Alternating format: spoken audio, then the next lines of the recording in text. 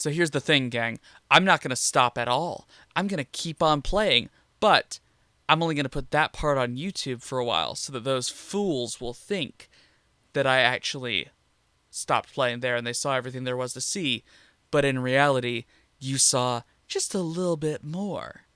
Uh, it's going to be like a fun prank that we're playing on them.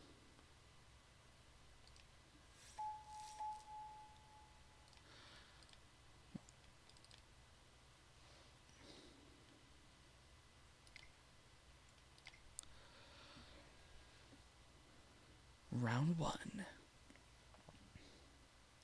If you're watching this on YouTube, I waited a week after my last video, so I guess as a re-intro, we are playing a historical standard event in Magic Online. This one is pulling out some of the old standard decks that were played in seasons past. The one we're playing is Caw-Blade, which was once considered the most broken deck of all time, and then, like, the Kaladesh era started, and things still aren't fixed. When Caw-Blade came out, they hadn't had to ban a card in Standard since 2003, I believe. Things had just been running like clockwork. They really hadn't had a bad season since Mirrodin and Kamigawa.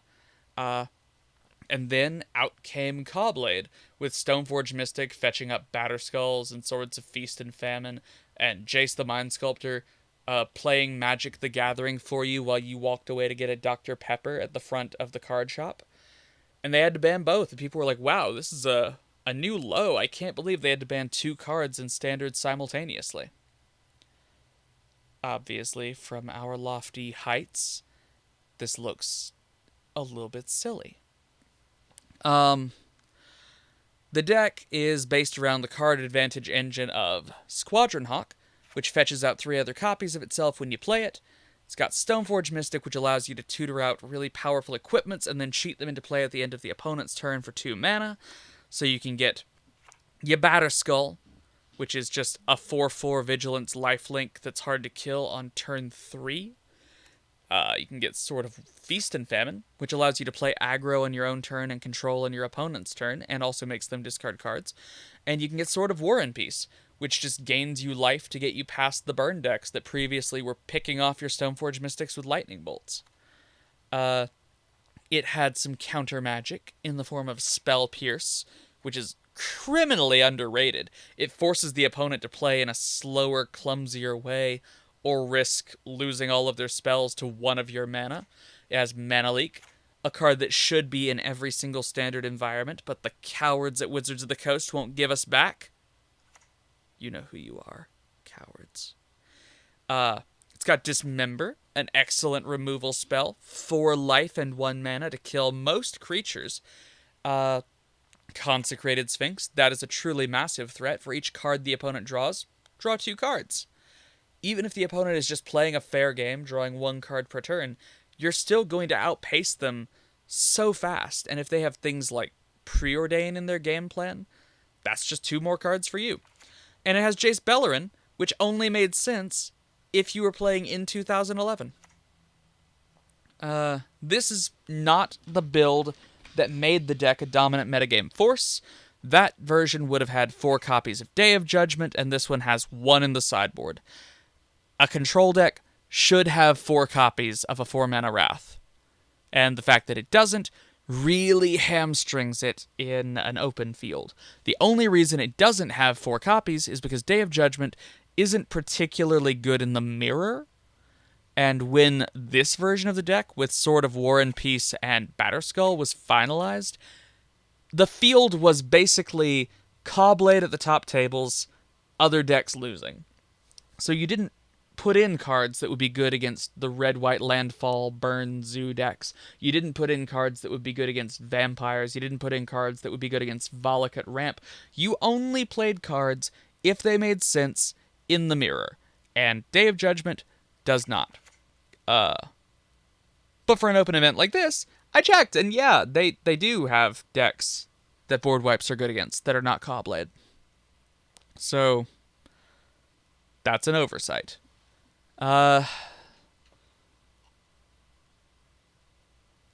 Long queue. Normally they interrupted me while I was talking last time.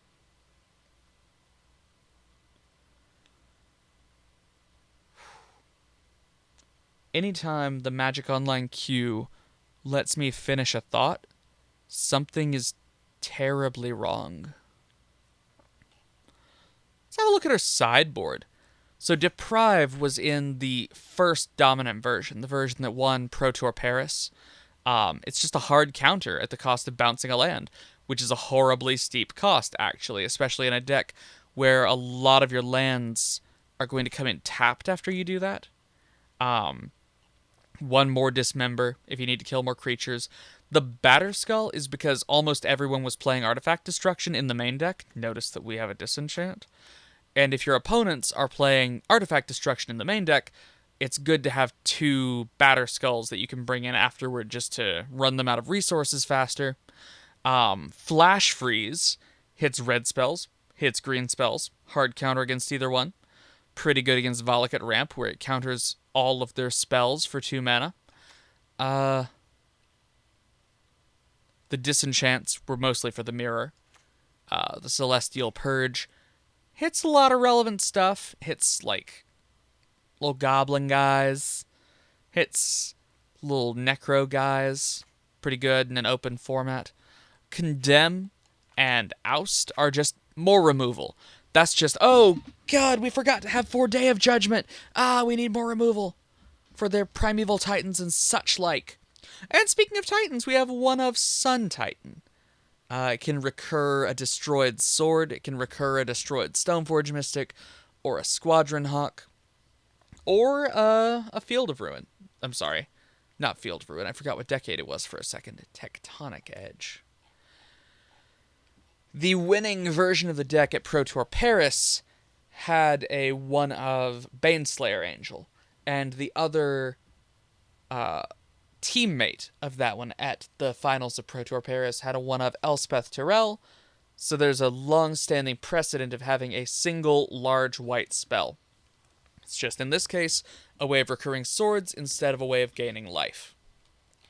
The best one is Elspeth Tyrell, because Elspeth best girl. Don't at me. This is the longest queue. I'd have to watch back the video, but I don't think any of the queues before were over like 3 minutes.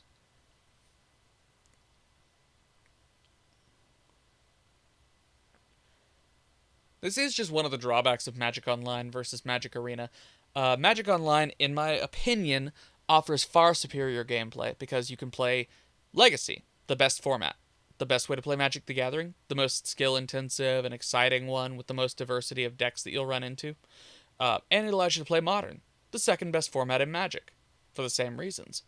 And it lets you play Vintage, the third best format in Magic, for the same reasons. But Arena is shiny and new, and more people play it. So your queues are shorter.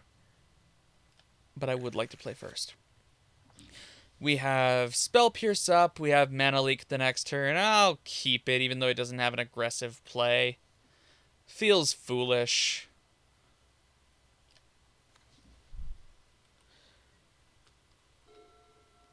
But you know what? Feels foolish is my middle name.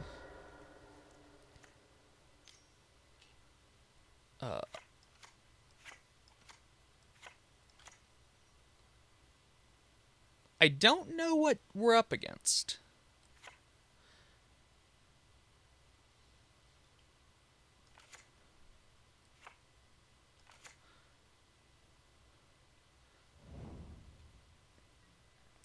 I see Ponder and I think Delver, but Misty wouldn't be legal in Delver.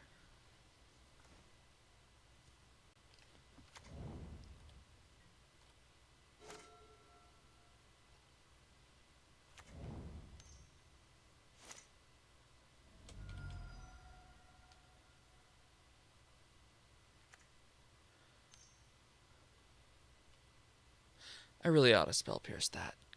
I'm so used to not Spell Piercing the setup cards. In Legacy, I would only Spell Pierce a Ponder because I'm trying to make the opponent miss a land drop. And they already made their land drop. Well...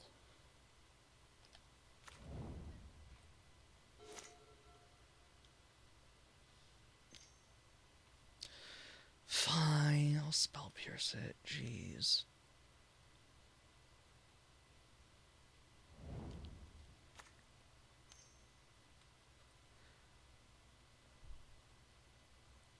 Well, that's all the ponders. That's all. They went by so fast.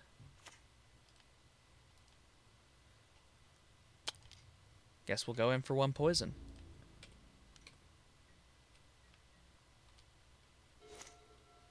Ten-turn clock.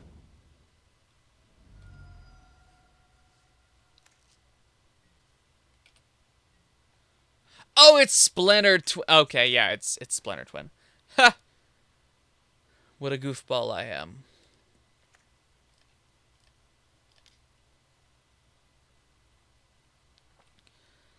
So, when I started playing Modern, Splinter Twin was the dominant deck. And it would never not be the second best deck. And eventually it was banned, and people said, but it was only the second best deck. Like, they didn't realize how weird it was that it was always the second best deck. Okay.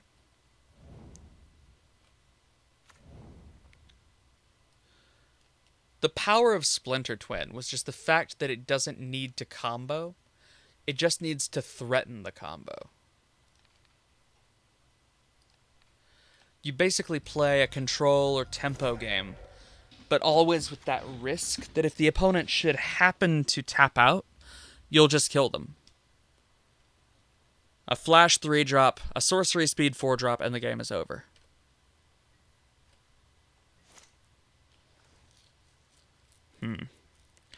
And unfortunately, I'm completely out of answers.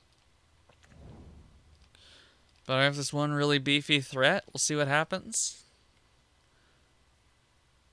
Mana leak? Mana leak, right? It's gonna... No? Okay. So either they kill me very fast, or I draw a lot of cards.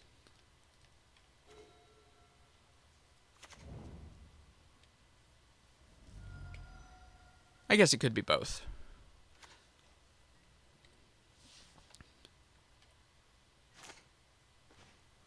Good. Probably not enough if they're really ready to go off. I could trim down one land. I think that's what I want to do.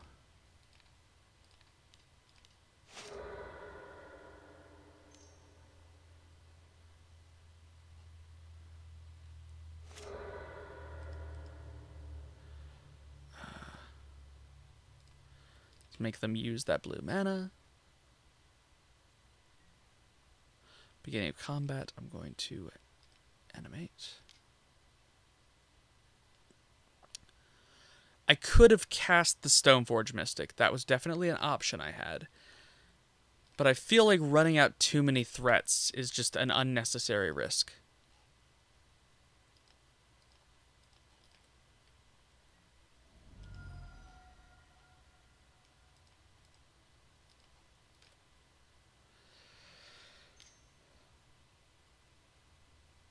Oh. Well, okay, just a cantrip. They are just drawing a card. Fair enough. But that draws me 2 cards.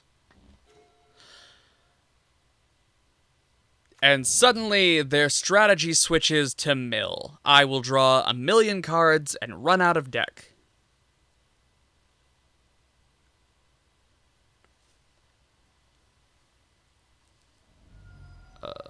Yeah, okay.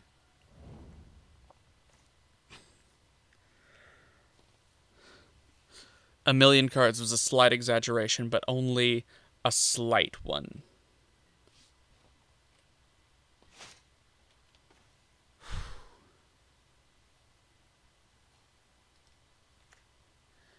Okay, Disenchant is a relevant answer, and Mana Leak is a relevant answer.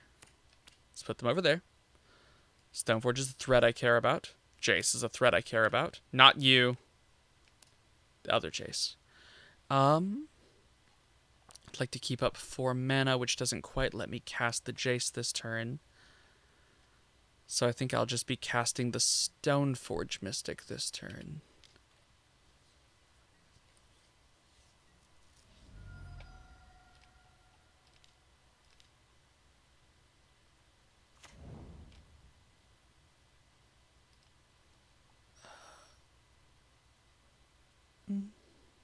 Feast and Famine. I want to be able to hold up all my counter magic while making them discard.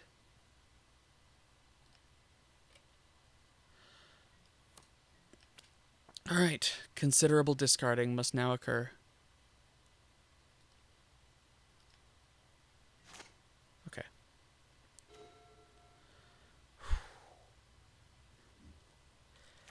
I'm going to draw everything available and then run out.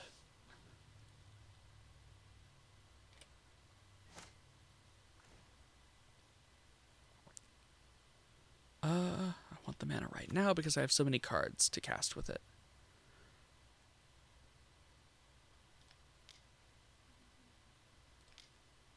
I feel bold. Let's go for the sword.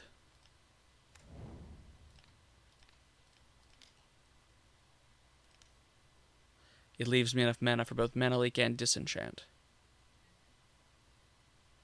Even if they manage to kill this.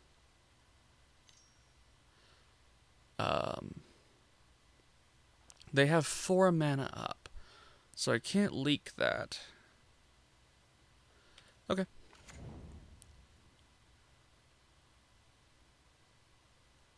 Yep. I hope this is a stall and not a combo.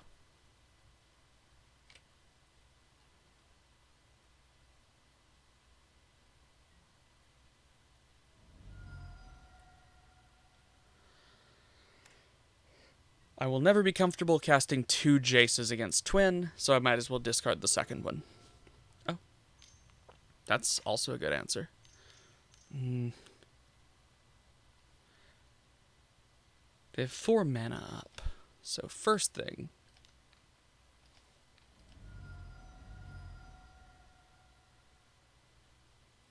Okay. There is a deep fear in my gut against this deck. I'm prepared to lose to it.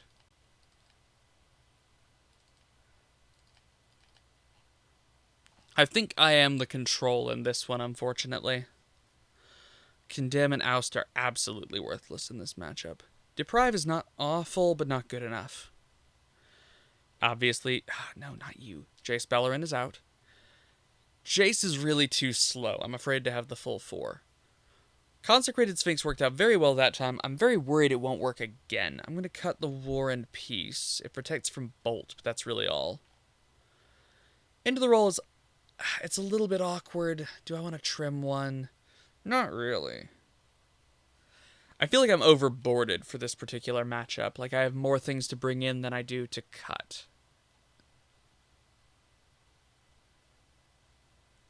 I could trim one Preordain. Lord, do I trim a land? That feels strange. It is... I think I can safely go to 25, which definitely means I will get mana screwed this time because I said that like a fool. Got the Celestial Purge. We'll be okay. No, we'll cut the Consecrated Sphinx. It did good work last time. I just don't believe it'll happen multiple times.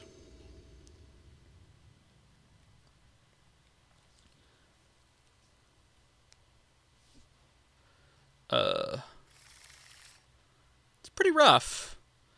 If I can preordain for land, I think it's just barely a keep.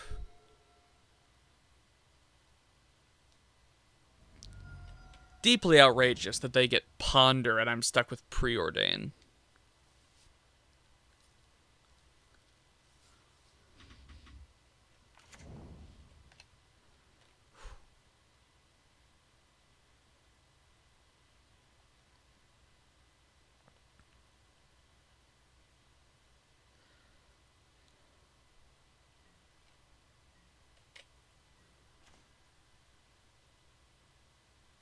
Okay. I feel better.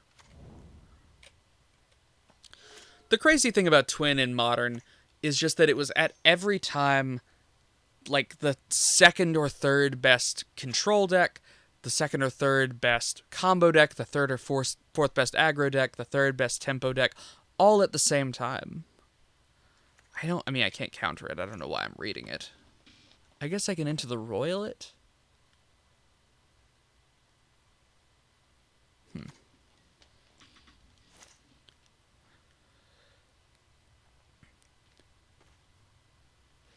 Would not be purposeful to Enter the Royal it on this turn, because they would just recast it at the same number of counters.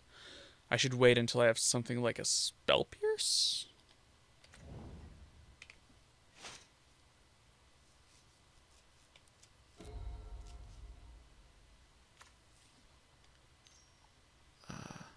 What? What? Unexpected, but it dies to Celestial Purge, so it's fine. Preordain.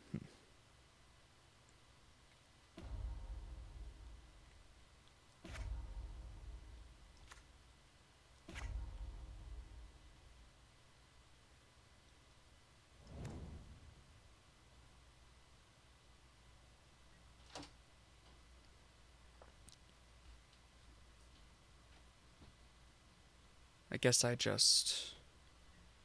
do bounce it. If they crack it, it's just a preordain they paid 2 for. I could disenchant it. I know. I really don't want to. Oh well, I will.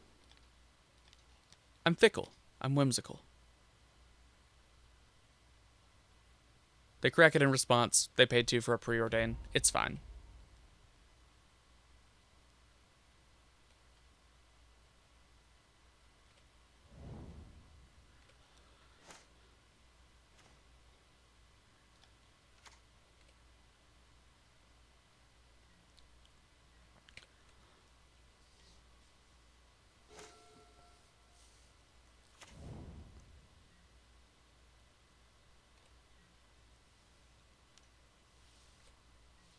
There's always a temptation to kill the creature before dealing the damage, but I would rather take the 1 point and see more information about how they're playing their turn.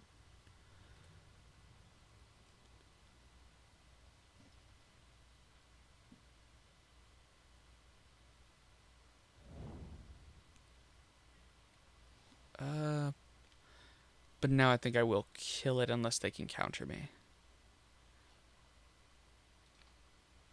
No, I'll dismember so that I can potentially mana leak their mana leak.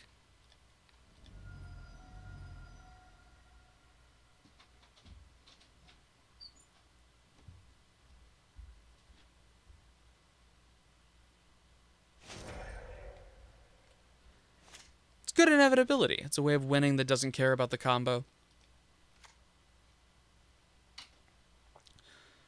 I can't go for the Jace because they could just kill me.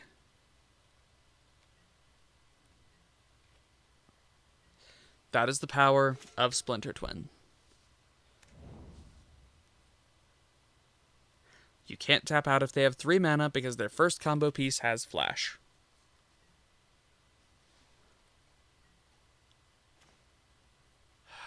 I just said, though. I was very clear that I couldn't do that. I don't want you here right now, Jace. I want you here later, I promise.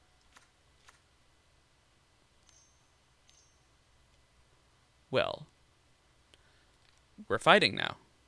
We're in a fight.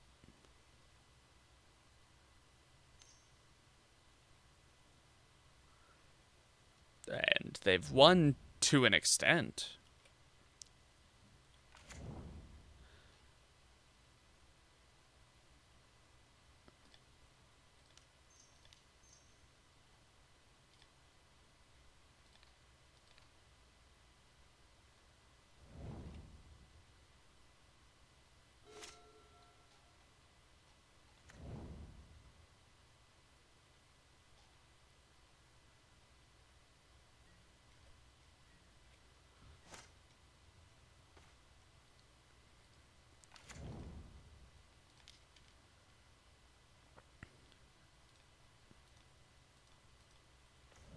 Okay, I'm pretty happy with that.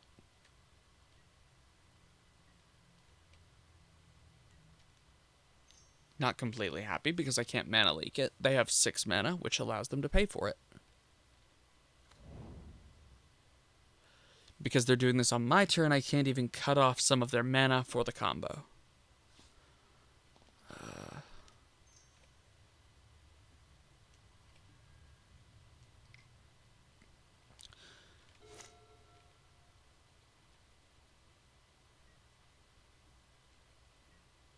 Okay.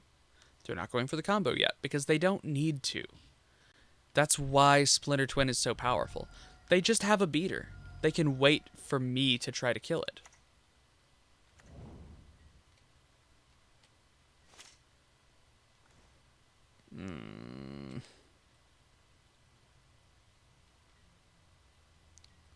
It's a rough position.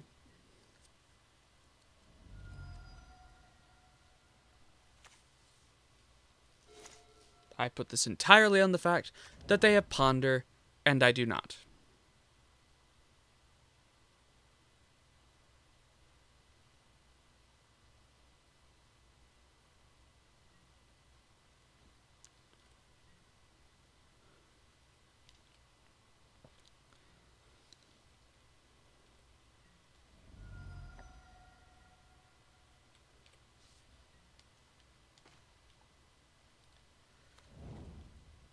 See, 13-turn clock sounds like a joke, but the deck is well equipped to fight over anything I do to stop that clock. They're simply not incentivized to do anything except attack here. It's really good. Interesting. I guess I go for the Celestial Purge. I really don't want them to keep it.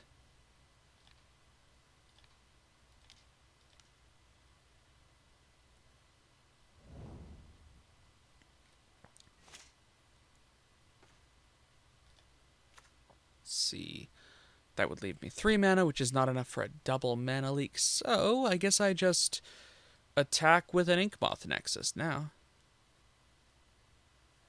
My clock is marginally faster.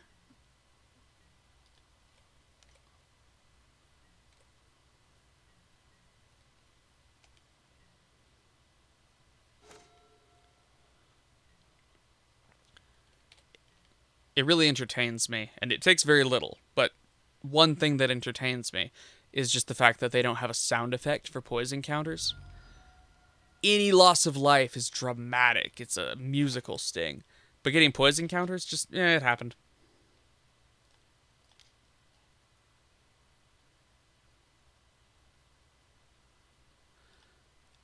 I'll take 1. Hitting land drops in what amounts to a control mirror is valuable.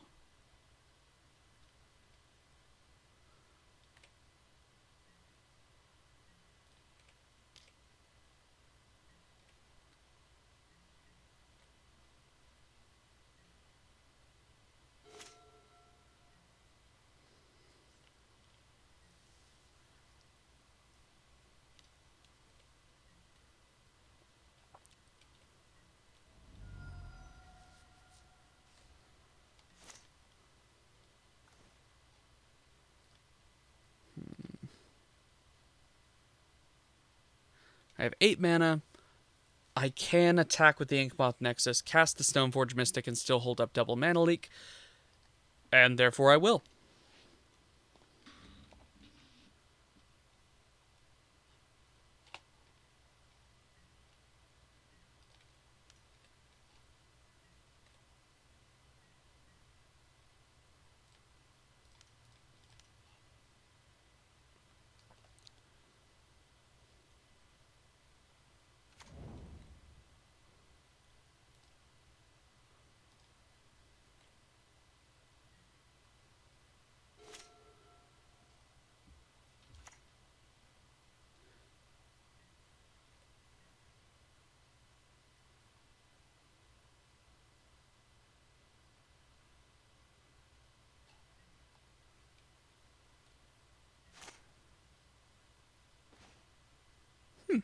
That's Serendipitous. I don't really want to go for it, though.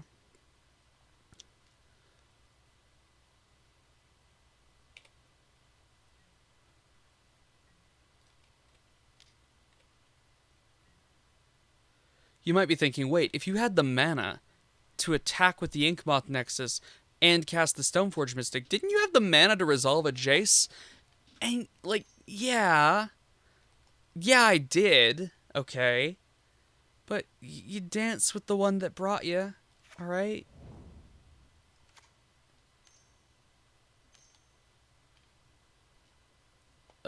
Sure. 2-mana cantrip, fair enough.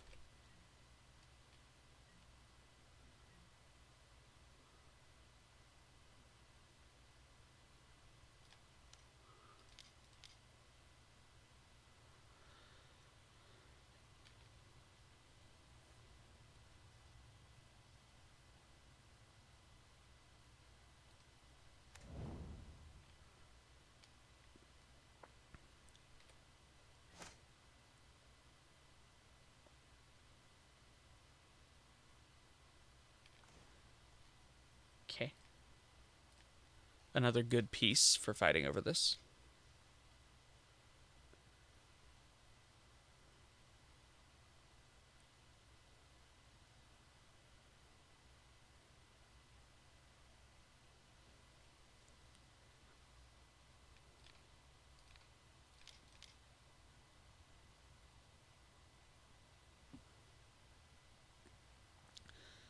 This is, for the record, a very greedy line. Parents, teach your kids better.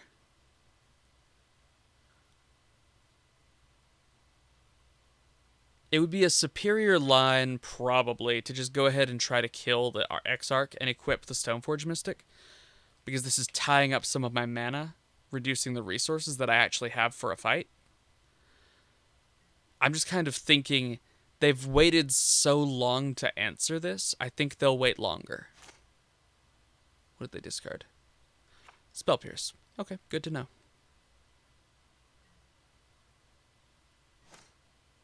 Could have gone for the equip. It would have been tighter play.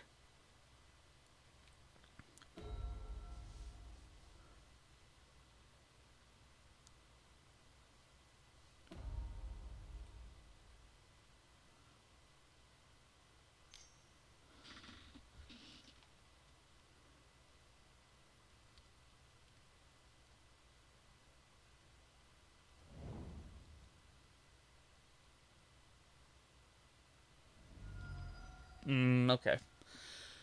So bluffing is functionally impossible. They have seen my hand, they know I have double mana leak and Spell Pierce. We are fighting with full information in their hands and limited information in mine. Surely they must have a bolt. I mean, surely.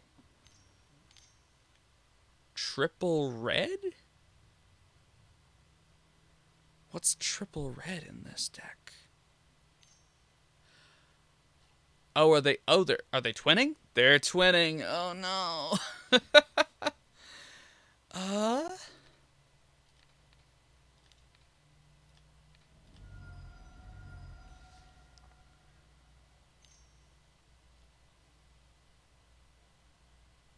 Okay.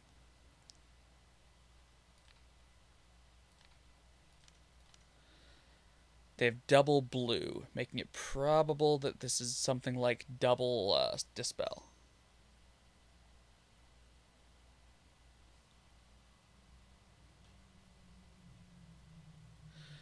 Oh god, what if it's a Mind Break trap?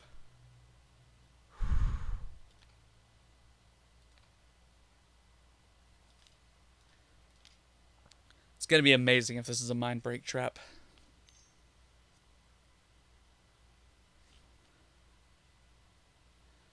Go ahead and tap my mana.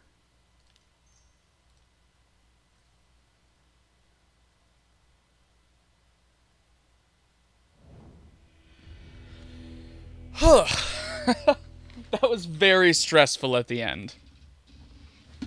They did a really good job of representing answers they didn't actually have.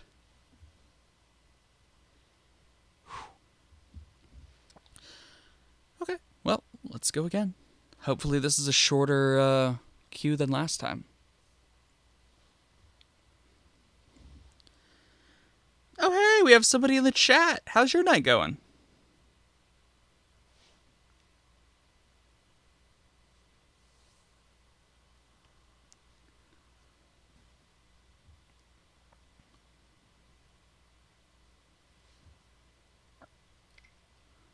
Okay. I'm glad you dropped in. Oh, it's the Caw-Blade deck from the standard Gauntlet thing that they're doing in Magic Online right now. It's one of the later, more inbreds Caw-Blade decks, unfortunately, without the main deck Day of Judgments.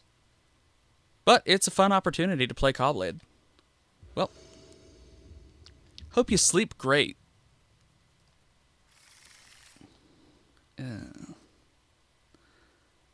This is an awkward opening. Wow. Going to 5. I'll keep.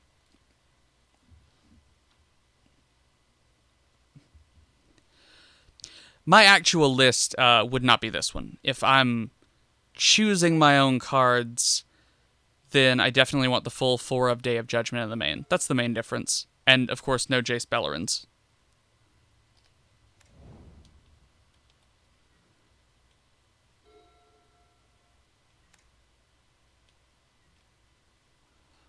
Hey, the mirror. Thanks. Appreciate your good wishes. I need them.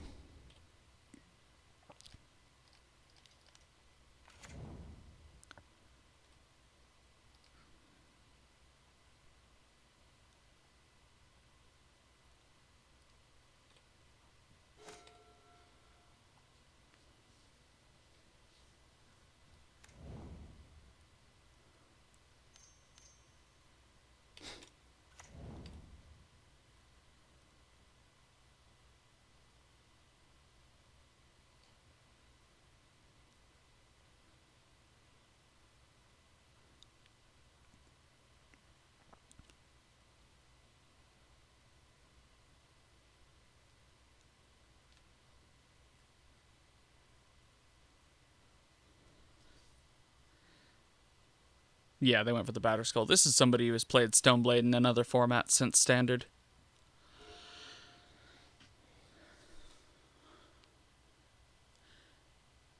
Yeah, I'm just going to main phase this so that they can't potentially counter it on their turn. But not having a third land is very rough. The exchange I just had is going to be very confusing on YouTube because I have no intention of putting anything except the gameplay on the screen. It would be very easy, but I'm not going to do it. Jace Bellerin! I'm gonna lose to a Jace Bellerin! My second karmic comeuppance of the night! Wow.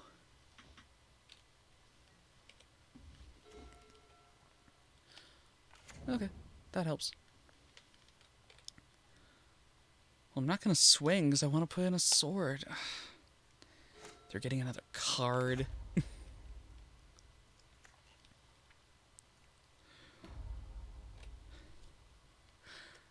They're definitely just going to go for the draw 3 and not the loyalty bounce. Draw 2, each player draws 1, draw 2, each player draws 1. They don't... I don't feel the chivalrous spirit from them that would be necessary for that kind of gameplay. Yeah, that's legal now. It wasn't when this deck was created.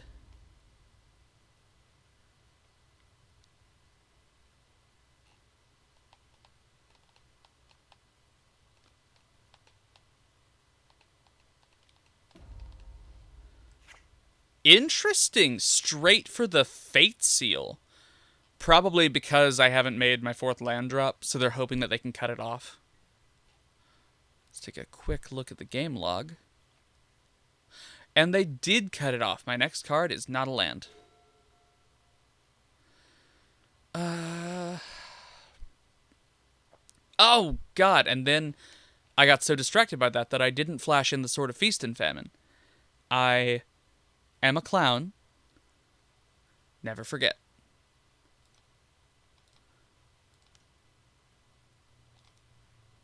I am somewhat inclined to concede, but there's always the possibility that they will blunder or just make a very bad idea come to life.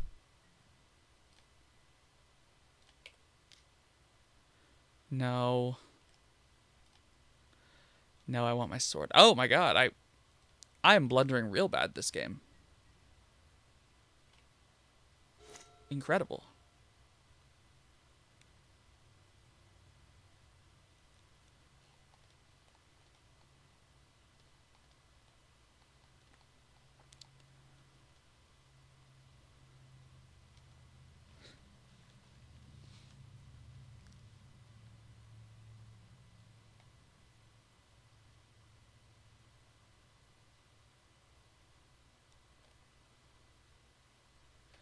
This is like one of those situations where you set out to make a sandwich and you've made so many sandwiches, just hundreds of sandwiches before, but somehow, instead of making a sandwich, you manage to give yourself just a very sloppy tracheotomy.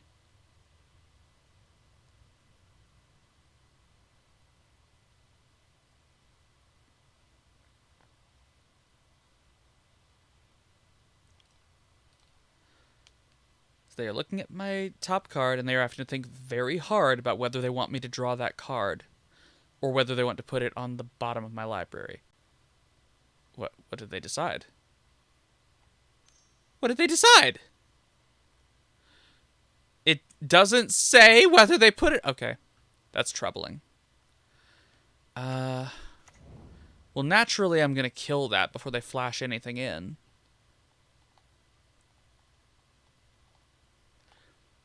They are at 4 mana, so the point is becoming moot.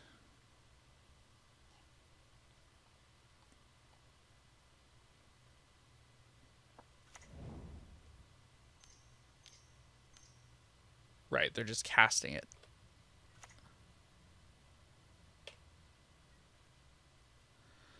I think I want to bounce the Jace first.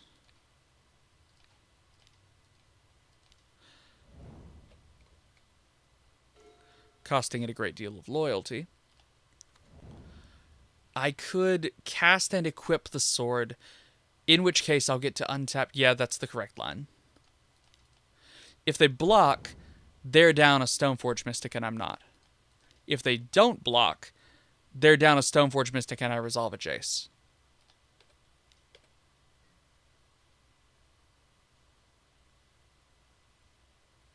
Yeah, they really don't have a choice. Does allow them to recast their Jace, of course.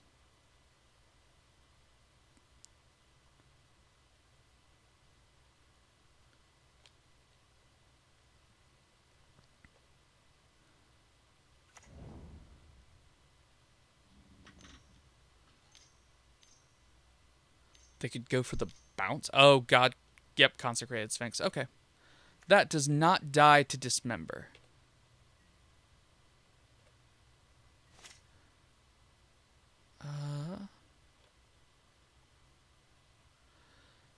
I think the best line is swing, hope they block, dismember.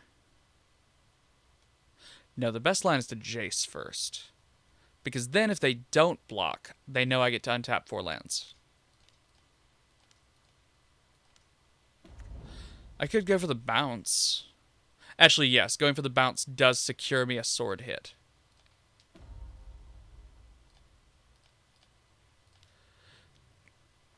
Force of Will is not legal in this format.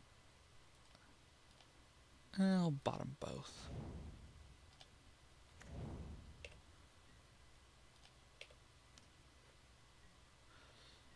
Good lord, they're at 9 cards in hand. 8 after this. I could remove a land with a tectonic edge? Is that good? It doesn't feel good. It might keep them up. They have 8 cards in hand. They have another land. What am I thinking? But I'll do it anyway.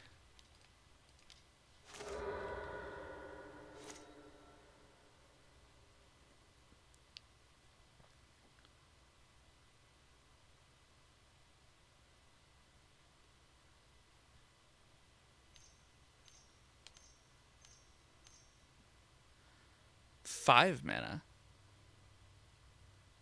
It should be a Gideon Jura, but I didn't see Gideon Jura in the deck list. Which, by the way, good Caw-Blade lists have Gideon Jura. Just throwing that out there. Call me a snob if you wish.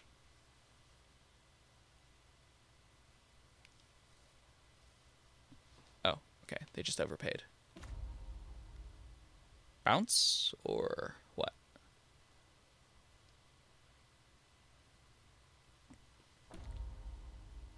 Nope. Plussing. Okay.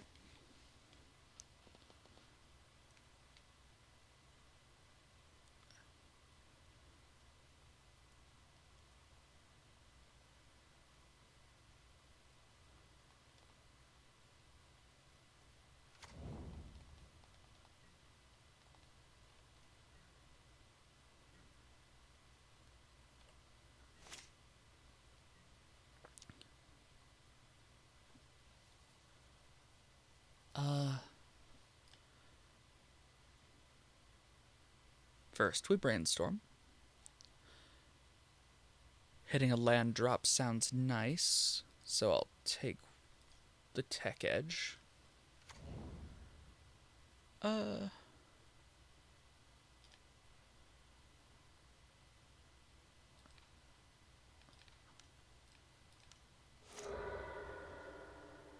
do you got?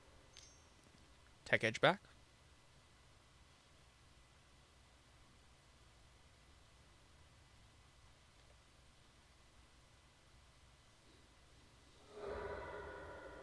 Targeting Ink Moth. Okay.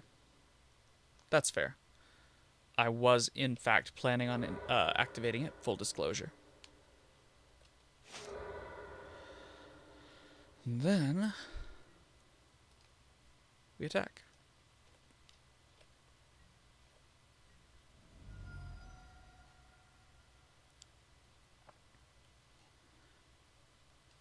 Let's see what they discard.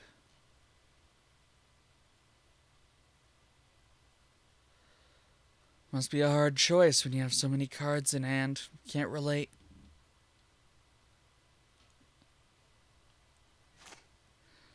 Ah, a basic land. Bold.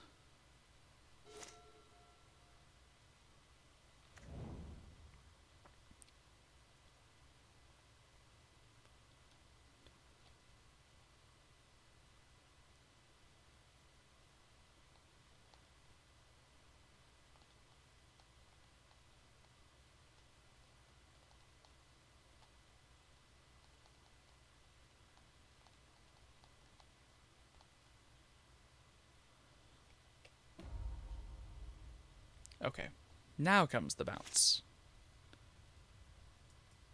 Fair and frankly to be expected. Given the equipment, bouncing it costs me a good bit more than 2 mana, even if it does also let me search up my Batterskull.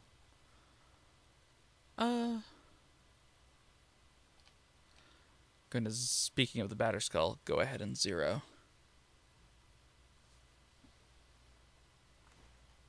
Wow.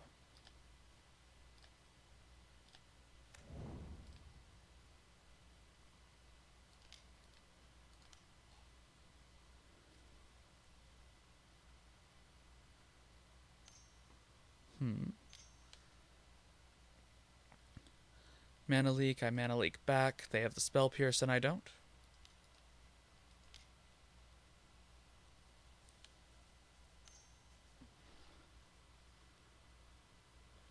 Yep. Fair enough.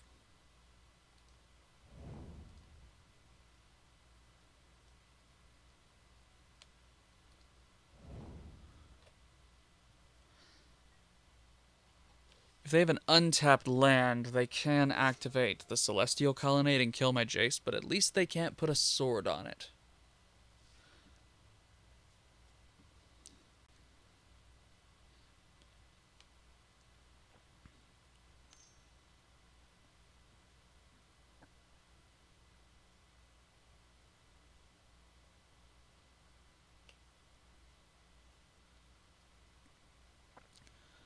Okay. That's fine. I permit this. I have no objections to a good preordaining now and then. In moderation.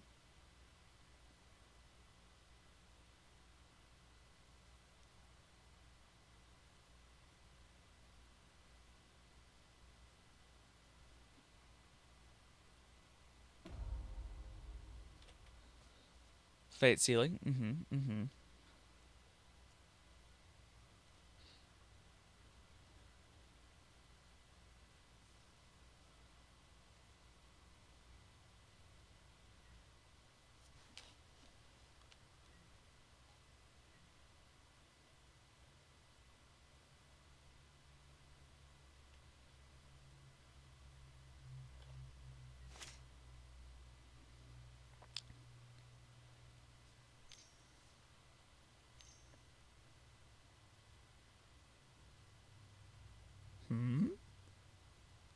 What is this?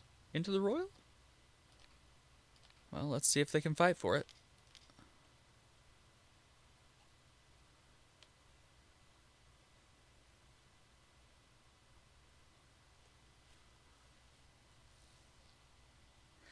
In hindsight, should have definitely left the Tectonic Edge untapped so that I could use it to destroy their Celestial Colonnade if need be. But, you know, I have Dismember.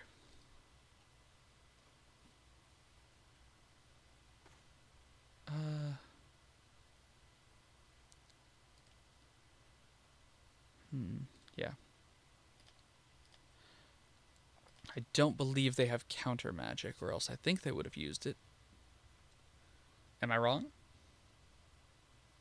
Oh, do they have exactly Mana Leak? Yeah. Fair enough.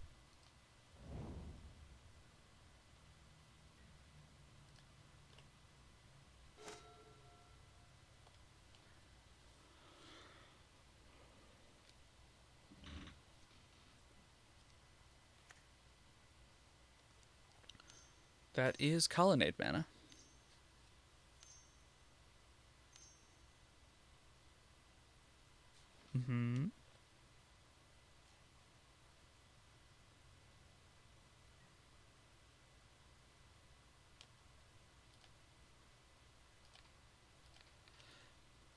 They might well dismember here. Sorry, Spell Pierce might dismember.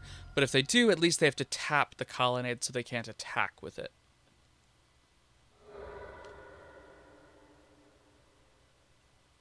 Plus, probably.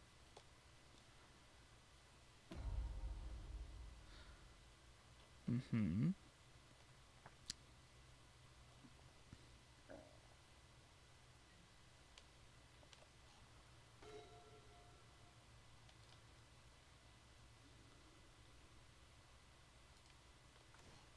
see. Nope, and nope. Actually, I think I also want to animate a Colonnade. But do I swing it at them or their Jace?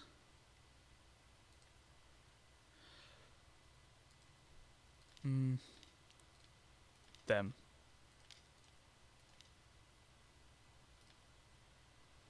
Oh.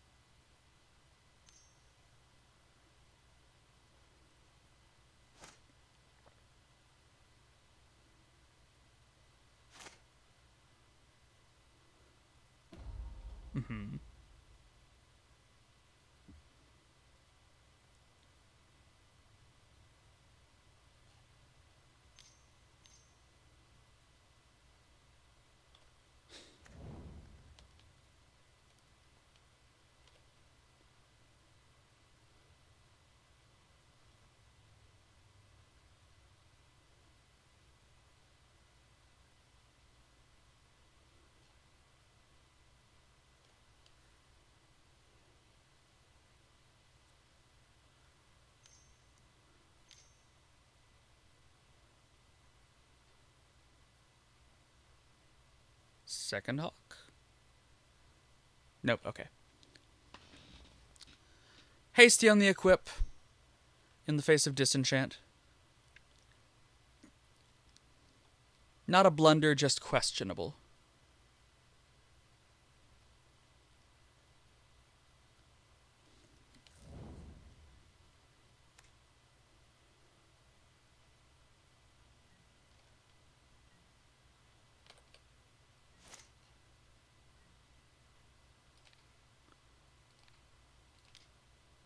Doing this first so that there's no risk that they spell pierce it. Did I actually bounce here? Weird.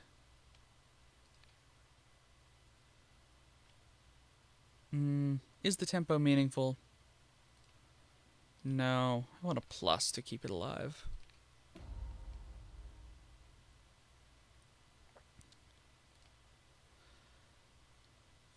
Yeah, I want to bottom that.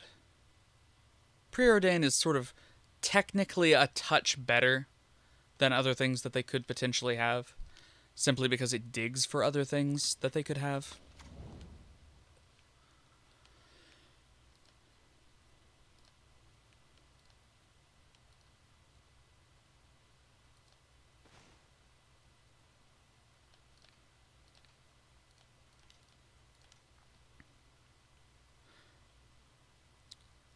It's going to be extremely funny if they disenchant here.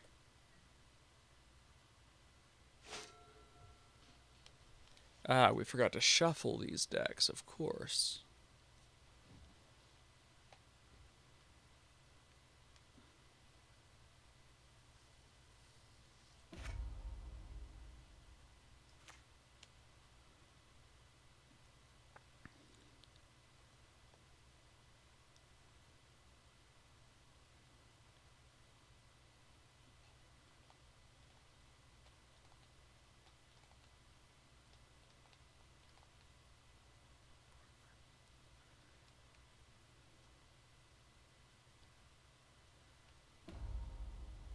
Okay. Logical.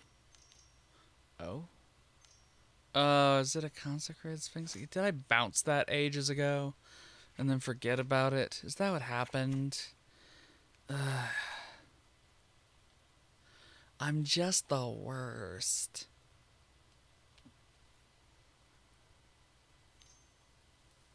Yeah. Okay. You get a couple of cards. Fair enough.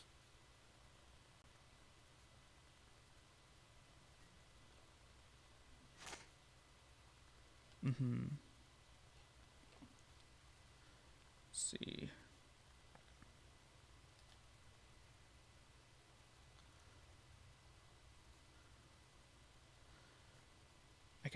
I think I have to bounce it. I think it would be very foolish to brainstorm here and give them 6 cards. I can't see that as being a great idea.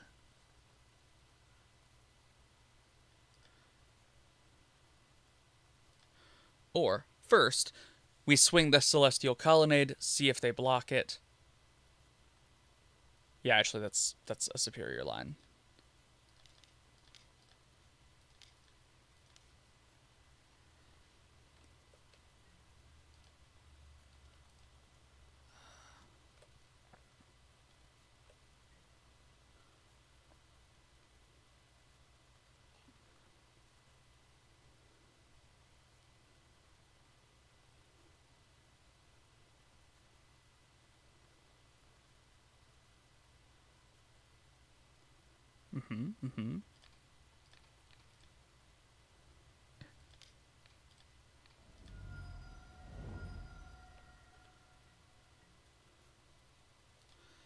Then, 0, I reckon? Yeah.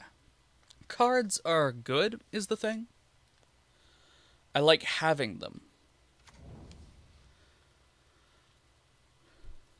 I feel like the odds I get to spell pierce something are very slim, so I'll just preordain. Bottom and bottom. Okay.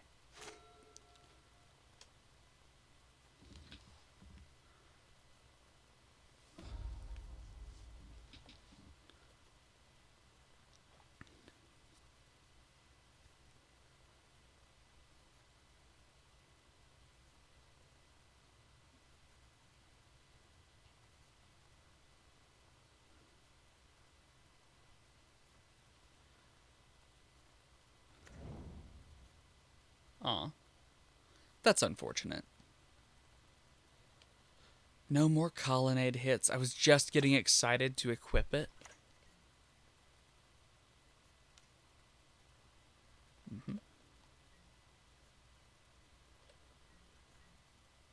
Mm-hmm. And now you just play 3 more of those. Right, right.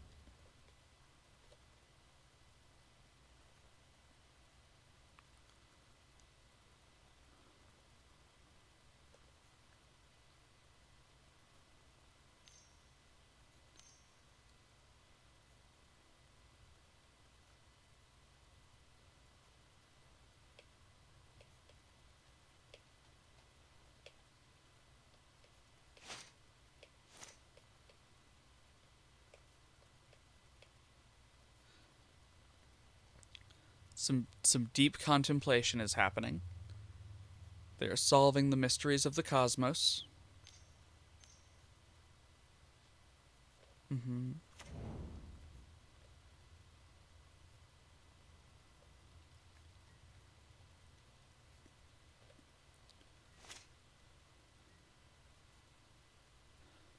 Okay. So, I don't think I can get a hit on the Jace at this moment.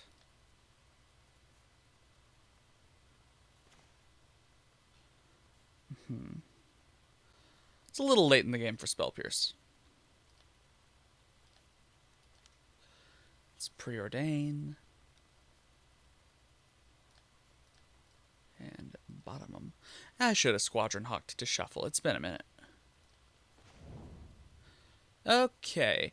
I can cast it, but I can't protect it.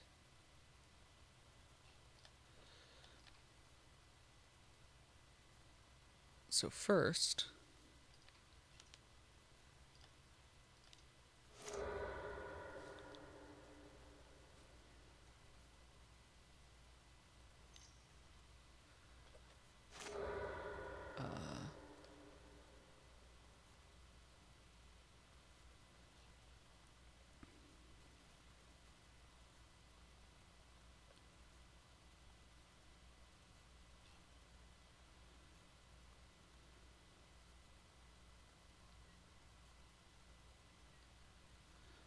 Okay, well that didn't quite work like I hoped.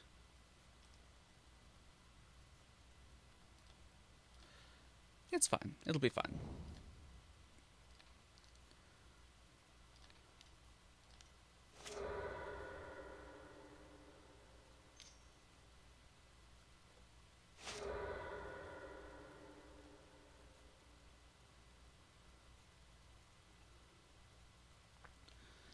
One way or the other, we deplete all the blue mana so that they can't cast a counter, and then on my own end step, I will enter the Royal the Jace. Inevitably. Unstoppably. Denying it the opportunity to ult.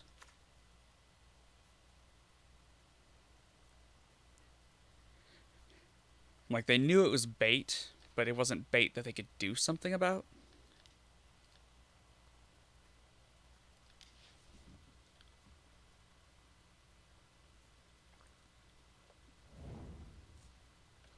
Cool. So they get to keep their Jace, but they don't get to ult it in 2 turns.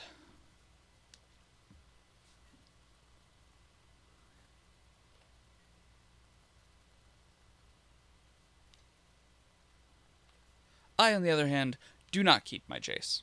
Fair enough, fair enough.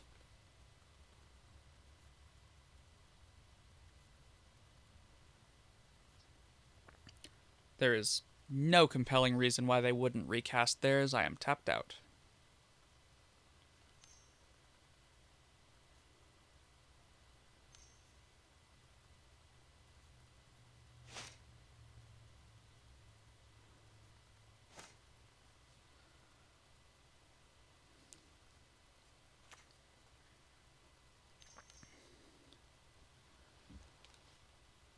Unless they were the one person in this league who got a Gideon Jura. Nope.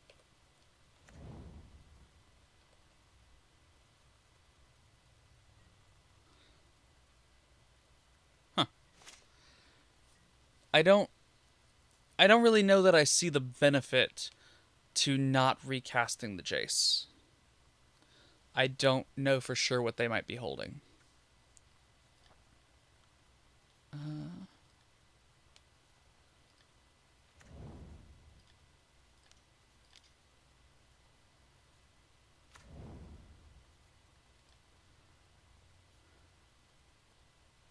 Sure, why not?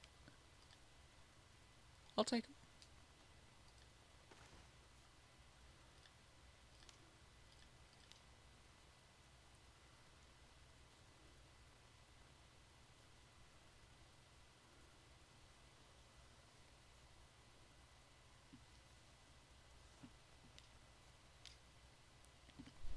Okay. I don't think I want to pay for that.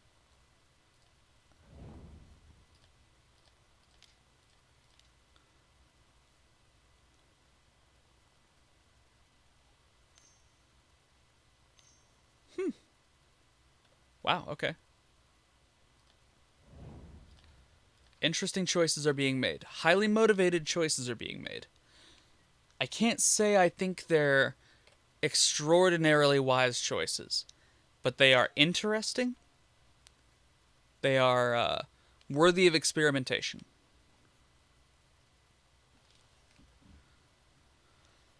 They could also have just given up on taxing counterspells being valuable on turn 15. They just want to blow through them as fast as they can.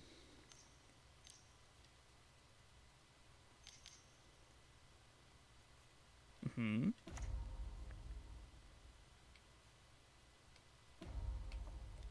Mm-hmm. This would be a really nice time to have Day of Judgment.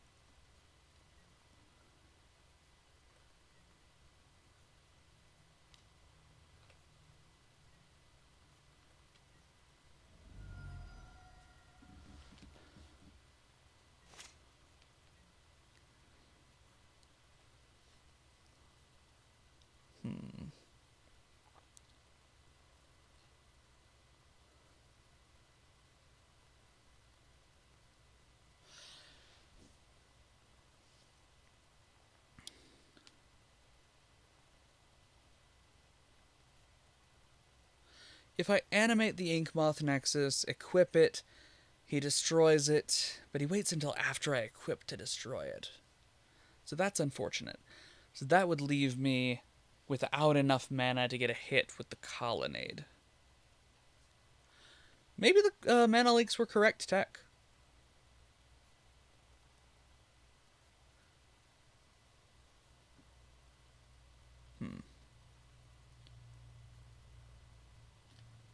Right.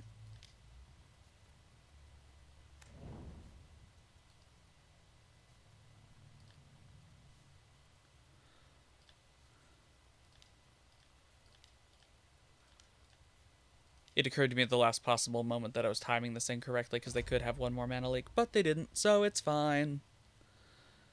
I'll go for the bounce. I have a sword in play, so I think a priori my situation might be a little better. So like if they kill my Jace, I think happier with that than if they lose their own Jace. I think. Endgame evaluation can be challenging. Oh yeah, that changes everything.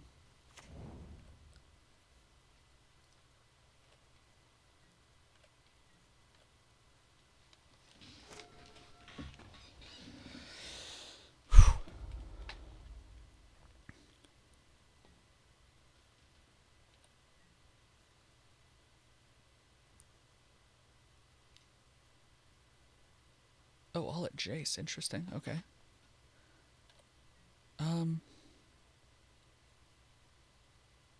No blocks, right? Like he dies either way. I could trade off my one creature for one of their three creatures, but I don't think that's valuable. Hmm? What do you got? What do you got? Yeah, this is their game.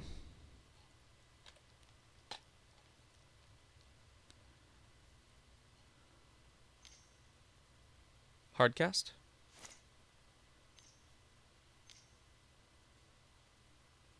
Oh, okay.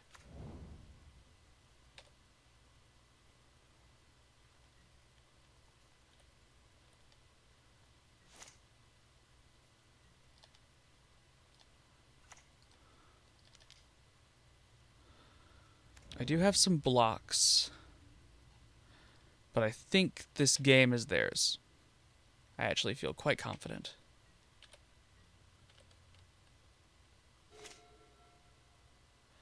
It's funny to say I feel quite confident that I'm losing. Sounds contradictory.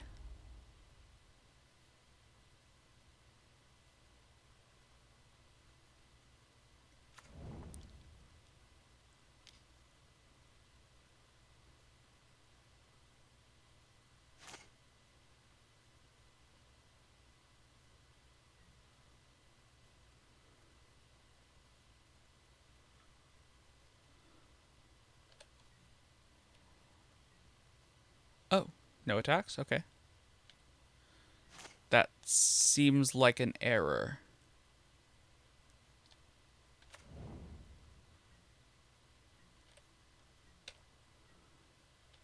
I mean, I certainly can't attack.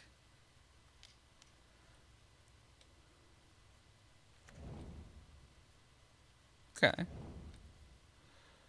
Just seems kind of win more. I think they just need to swing everything. And the math will work out in their favor.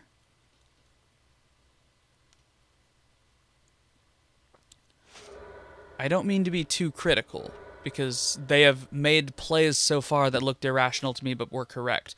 But I do think it would be advisable for them to just swing out.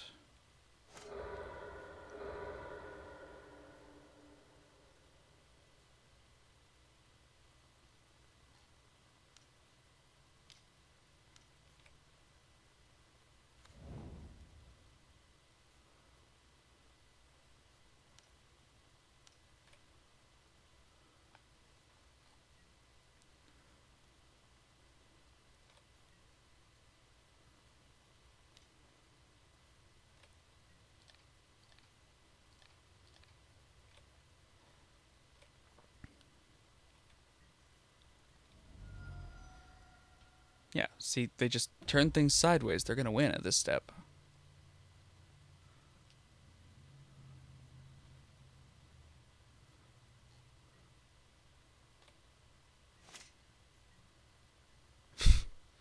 I can animate but not cast and equip. So, just turn dudes sideways.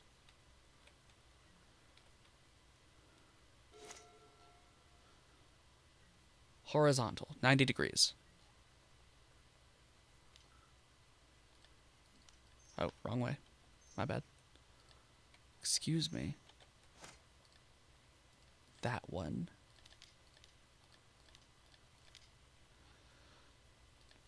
You have to go through the motions. Even though I'm comically dead. Okay. Flash freeze bad. Condemn bad. Oust bad. Purge bad. It does hit a germ. Bad. I just always want Day of Judgment. In all circumstances. Sun Titan seems decent. Second Batter Skull seems okay.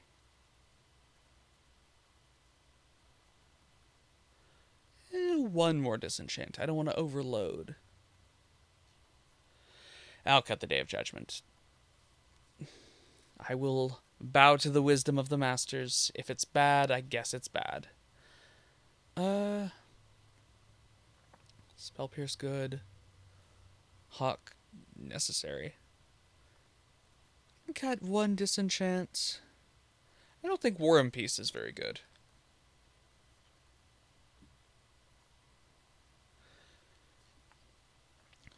The mirror is kind of thrilling. Like, there's a lot of back and forth in this matchup. I'm having fun. Why, yes, I would love to go first. No.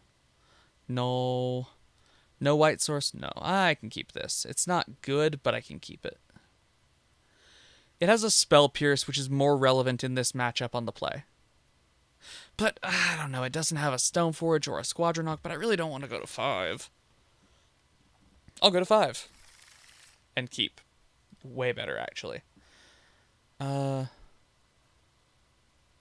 Bottoming that and that.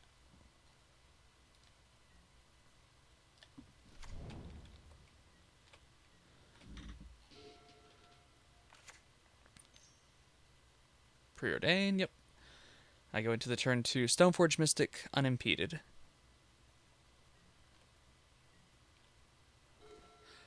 Oh. I already wanted to go for the sword. Partially because I genuinely think it's excellent in a control matchup, but partially because I believe that it's valuable if you're worried about the opponent removing your Stoneforge Mystic. It's valuable to go for something that's less expensive to cast.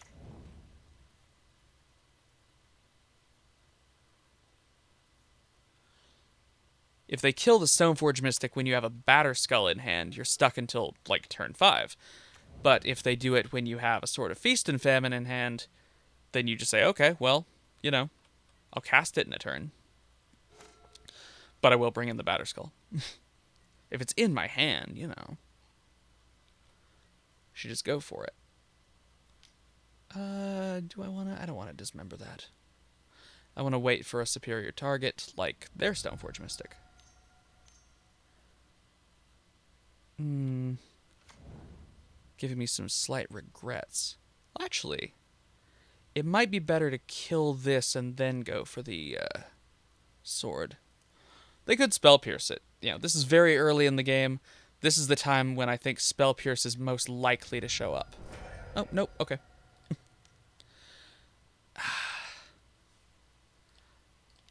No, I should go for the Batterskull, because then if I draw a land, then I can potentially bring in and equip the sword. I didn't, though, so, you know.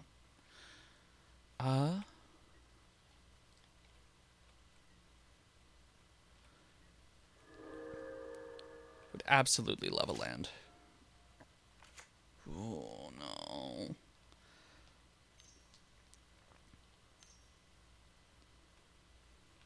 The statistics tell us that 96% of the time, the control player who doesn't miss land drops wins the game. It was a very rigorous study. They got so much data.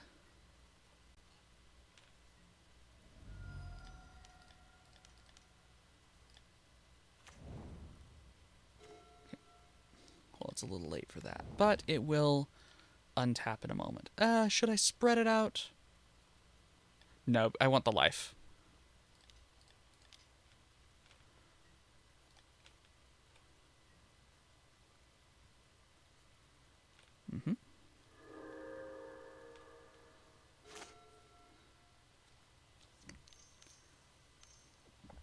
Jace, Jace. Jace. Somehow I just knew. That's pretty brutal.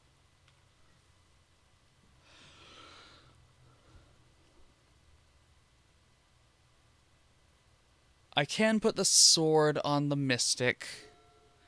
That's not too much trouble. It's all right. I could just put the Batterskull on the Stoneforge Mystic. That could be fun.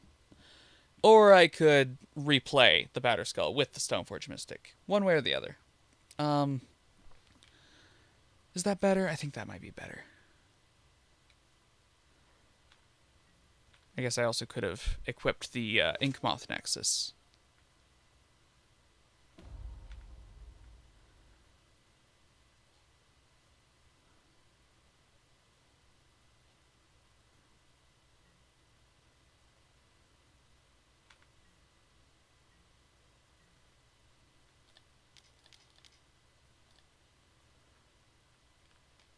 Fun fact, you always activate the Stoneforge Mystic first so that they can't Oh god, never mind. Oh god, you have to hit control. I'm so bad at this. I haven't played Stoneblade in so long. I'm a fool. This is my deepest moment of shame. Hopefully forever. Well, I'm gonna go for an equip, I guess.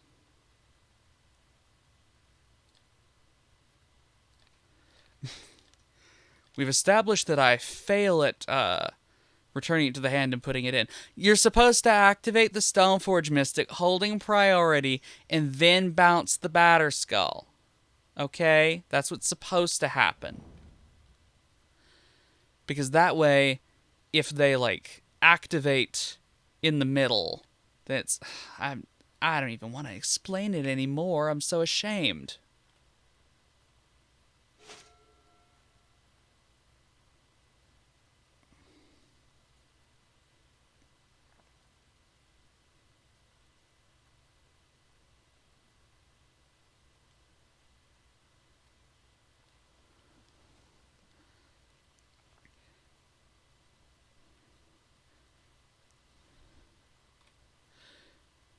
But it's because if you activate the Batter Skull to bounce it to your hand, and the opponent responds by killing your Stoneforge Mystic, you can't bring it in. But if you activate the Stoneforge Mystic and they respond by killing the Stoneforge Mystic, it's still ultimately going to resolve. Ooh, they're getting a hit. Oh no, they're getting a hit. That means I'm going to have to discard a card. Oh god, do I have to discard the Sun Titan? They're not even tapped out for this.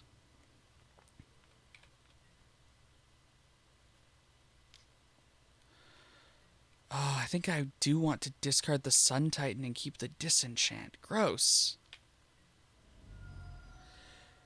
My comical error has come back to haunt me. But, like, it's so good, you know? It's such a good card. Okay.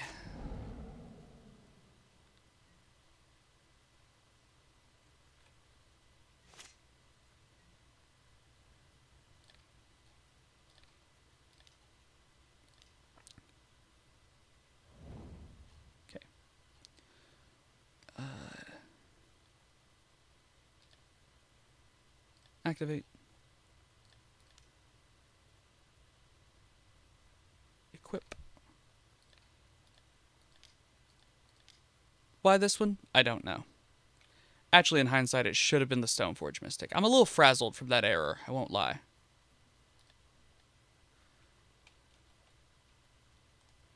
Undo that one. How do I undo? There we go.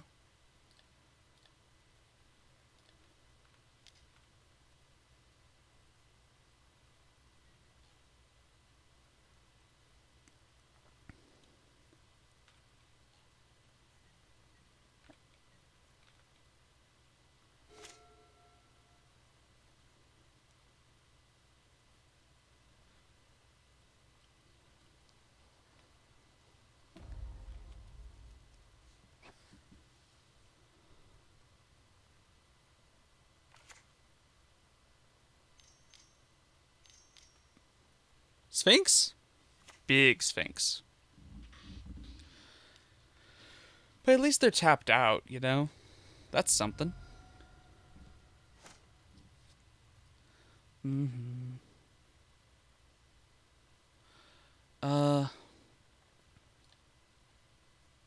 I guess first, Jace. Bounce. Equip. Hit them. Which untaps, leaving me the mana leak for the Consecrated Sphinx.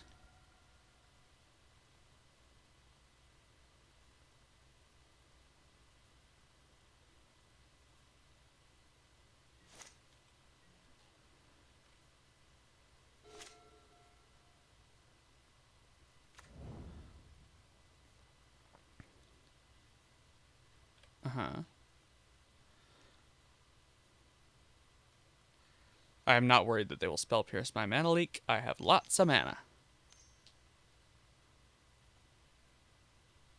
What? Is that all they're tapping?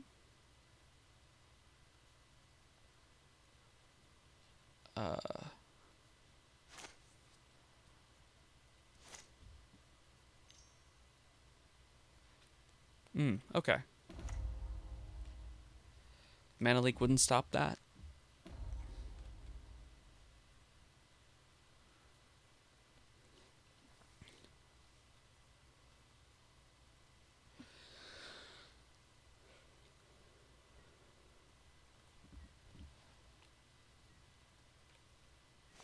Keeping up the blocker. Smart.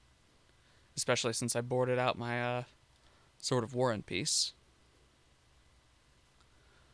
I think I want to go in with the... I have 1, 2, 3, 4, 5, 6.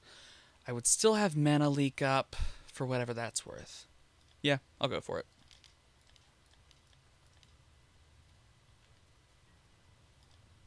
I think just both at him.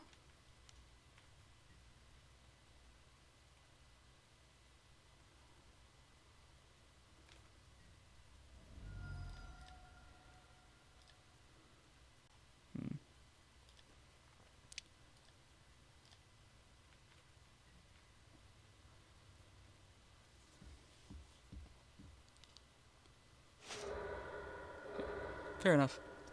No Mana Leak.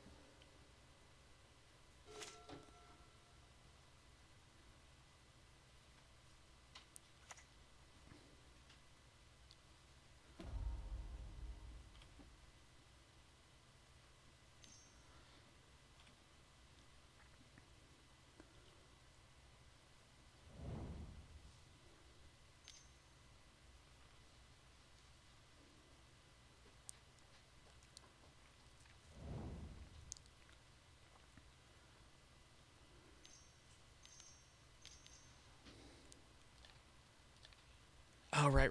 No Mana Leak. Okay. But I can bounce the germ. Not a big deal.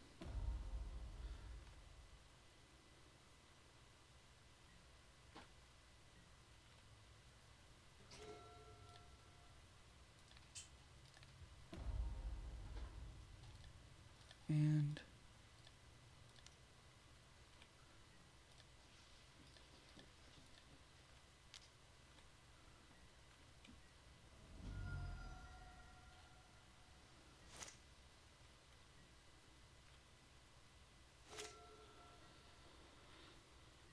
this time I do have Mana Leak up.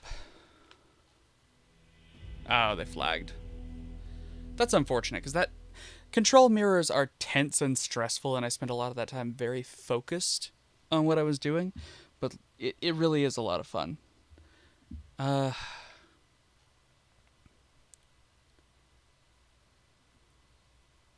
we have one more.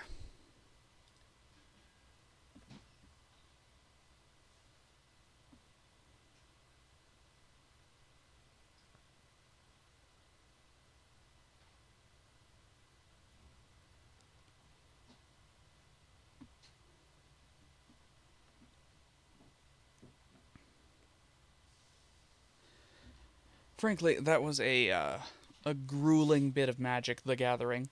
So I'm going to give this to like 1 minute. If it doesn't find me a match, I'm going to call it here. And we'll have to finish this next time.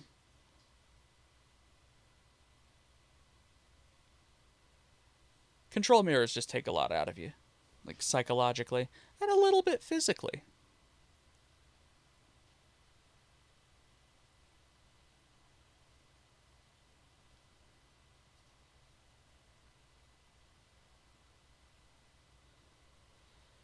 Alright, I'm not going to wait around 7 minutes for a match. Well, it has been beautiful, but I'm definitely getting offline now. And not just stopping the recording for YouTube and continuing on Twitch. I wouldn't do something like that. I promise. Bye-bye.